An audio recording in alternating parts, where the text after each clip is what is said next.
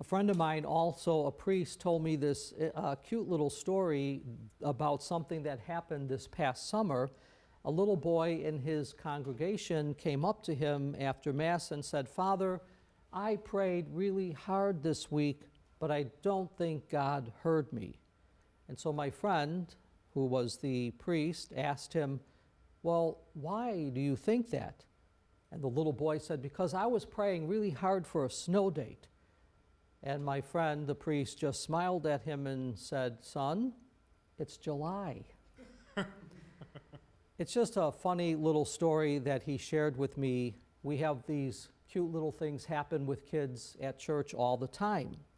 But it's a little story that reminds us how honest a child can be. And friends, sometimes our prayers are honest, but off base.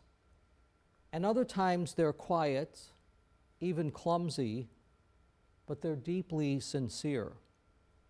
And that brings us to today's gospel, the story of two very different prayers and what Jesus wants us to learn by them. So the Pharisees' prayer is more of a performance, letting others know about his good deeds and comparing himself to others. But the tax collector simply says, "Be merciful to me, a sinner."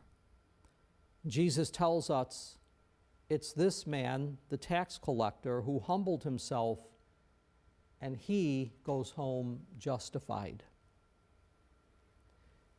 This little gospel story is a powerful reminder for us all. God isn't moved by our accomplishments or our reputation or how many religious boxes, we are able to check off. God is moved by humility, by honesty, and by our hearts. Friends, many of us watching today may feel at times like the tax collector, unworthy, ashamed, uncertain if God really hears you. But let me remind you of this. God hears the humble.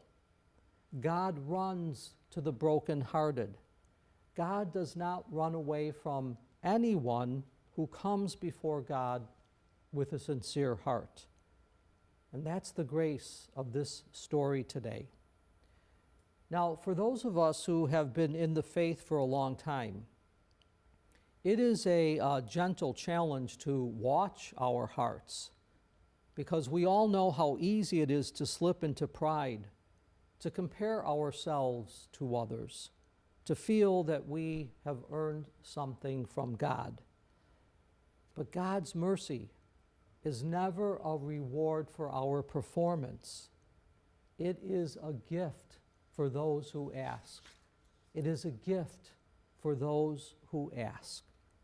And so today, whether you feel like the tax collector or the Pharisee, let's all say this simple prayer together: "Lord, have mercy on me, a sinner." It is one of the shortest prayers in the Bible, but it is one of the most powerful because it brings us all back to where we belong, and that is before the heart of a merciful God. May we feel peace, trusting God's mercy today and always.